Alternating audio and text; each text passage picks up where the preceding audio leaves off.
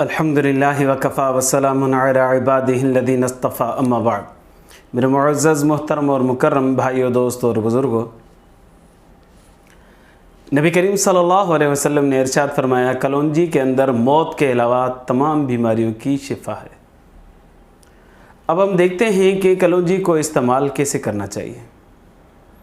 आप और मैं तो कलौंजी को ज़बान पे रखते हैं और ऊपर से पानी पी देते हैं। उसके नतीजे में यह होता है कि कभी हमारे ज़बान पे छाले हो जाते हैं, कभी हमारे सीने पे दाने हो जाते हैं, कभी हमारा मैदा ख़राब हो जाता है, कभी हमारे पीठ पे दाने हो जाते हैं।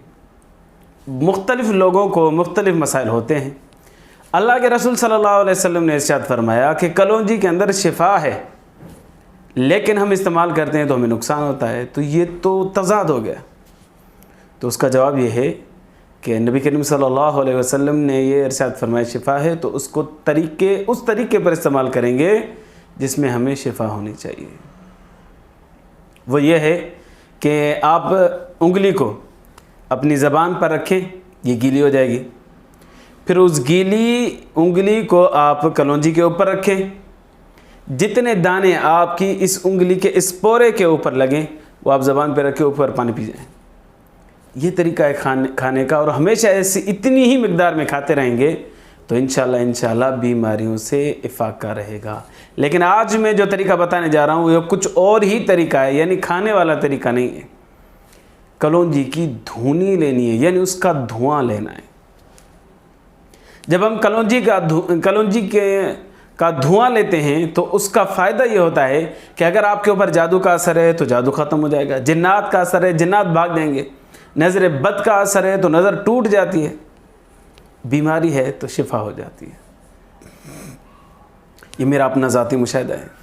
मुतअद्दिद लोग जिनको जादू का असर था, जिन्नात का असर था, जिन्नात ऐसे भागे जैसे कि उनका वजूद ही नहीं था।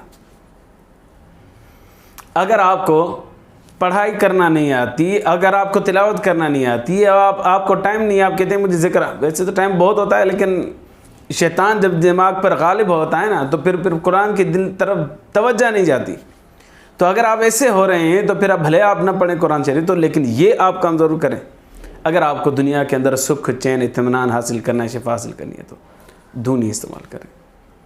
सबसे पहले तो कुरान ही है। कुरान में के अंदर जो शिफा है वो कायनात की किसी चीज़ के अंदर नहीं है। लेकिन अगर आपको कुरान पढ़ना नहीं आता तो आप दूसरा काम ये करें कि कलौंजी की धुनी दें, जादू टूटता है। दो नौजवान मेरे पास आए, उनके घर के अंदर मुख्तलिफ मसले थे जिससे तशखीस ये हुआ कि उनके घर में जादू है। मैंने उनको बताया कलौंजी दो। अल्लाह के फ़ज़ल से, अल्लाह के करम से जादू टूट गया। उनकी ज़िंदगी मामूल के ऊपर आ गई। वो जो मसाइल थे जादू की वजह से वो सारे के सारे ख़त्म हो गए। एक बच्ची के ऊपर जिन था, मुझे जिन निकालने का तजुर्बा नहीं है, सही बात है, लेकिन यह है कि मैंने उसके वालिद को बताया कि आप कलौंजी की धुनी दें। कुछ पढ़ने के लिए भी दे दिया। कलौंजी की धुनी उसने पाबंदी से दी। अल्लाह के फजल से उसके ऊपर जो जिन हावी था वो भाग गया, और अभी उसको तकरीबन 1.5-2 साल हो गए। फिर वो बच्ची की तरफ जिन नहीं आया, शिफा हो गई। नज़र बद का मसला है, ख़त्म हो जाएगी। बीमारियां हैं, ख़त्म हो जाएंगी। मैं आपको तजुर्बाती बात बता रहा हूँ कि एक बच्चा है 17-18 साल का, उसको शुगर है। उसके वालिद साहब को मैंने कहा धुनी दो, ये शुगर का अल्हम्दुलिल्लाह ठीक हो जाएगी। उस बच्चे की शुगर जो थी वो 300 से ऊपर ही रहती थी, और वो एहतियात करता ही नहीं था, तो दबा के खाता था।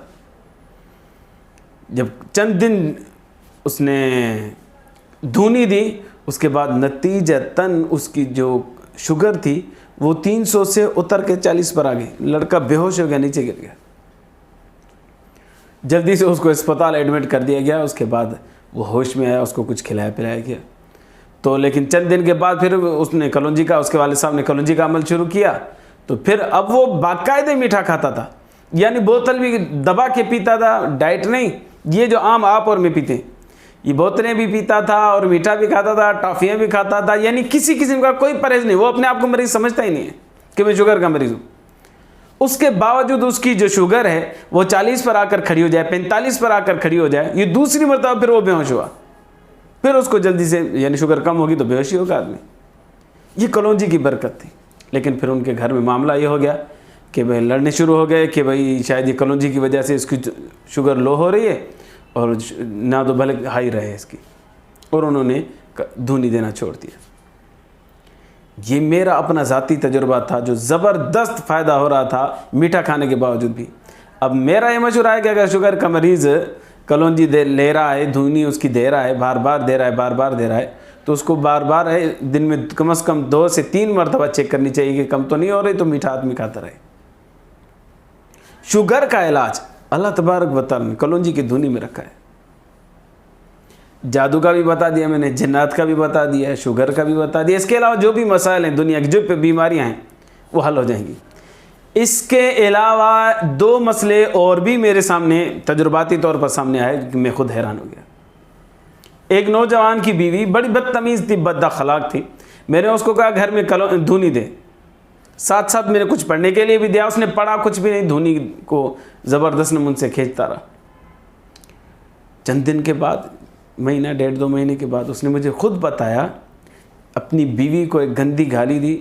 बोला वो तो कंट्रोल में आने वाली नहीं थी, अब उसको ऐसे ताला लग गया है, ज़बान उसकी ऐसे बंद हो गई है कि जैसे क्या बताऊं, बस बिल्कुल जस्ट अपोजिट हो गई। पहले इतना बोलती थी, तंग करती थी, अब वो तंग करना ही छोड़ दिया उसने।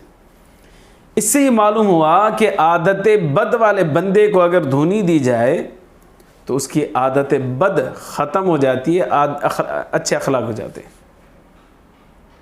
एक नौजवान हीरोइन का मवाली था, उसके वालिद साहब ने मुझे आके कहा कि मेरा बेटा हीरोइन पीता है, इस्तेमाल करता है। मैंने उसको भी ये बताया कलौंजी की धूनी दो, कुछ पढ़ने के लिए भी दे दिया। अल्लाह के फजल से नौजवान ने हीरोइन छोड़ दी। एक नौजवान था, फौजी था, वालिद साहब का नाफरमान था, थोड़ी थोड़ी बात पे लड़ता था, झगड़ता था, मसले घर में करता था, रोज़ाना झगड़ा, वो भी मवाली था। तो उसके वालिद साहब ने मुझे शिकायत दी। मैंने कहा भाई कलौंजी की धूनी दो। जब उसने कलौंजी की धूनी देनी शुरू की तो शायद 2 महीने में या 1.5 महीने में 1 मरतबा उसने नाफरमानी की थी। उसके बाद उसने नाफरमानी की नहीं, नाफरमानी करना छोड़ दी, बड़ी ज़बान से बात करना छोड़ दिया, बावाज़ बुलंद बात करना छोड़ दिया। वालिद साहब के सामने यूँ खड़ा रहता था। और बड़ी बात ये बता रहा हूँ आपको कि उसने वालिद साहब से पिछली नाफरमानियों की माफ़ी भी मांगी। मैंने आपसे बड़ी बदतमीज़ी की है, करता रहता हूँ, मुझे माफ़ करो। पाँव पे गिर कर उससे ने माफ़ी मांगी वालिद साहब से।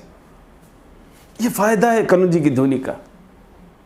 पाबंदी से देंगे, घर के अंदर मेन गेट से प्लेट के अंदर आप कलौंजी को जलाएं, मेन गेट से दें, सीधी तरफ से घूमते आएँ, बाथरूमों में, कमरों में, हॉल में, जो भी कमरा हो, जो भी तामीर हो, वहाँ पर घूमते फिर मेन गेट पर आप आकर बंद करें।